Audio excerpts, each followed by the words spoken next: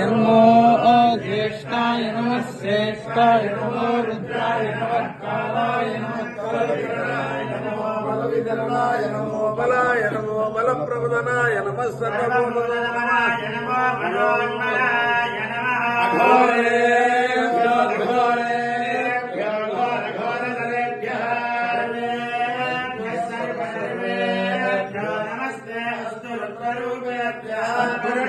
विद्महे महादेवाय धीमहि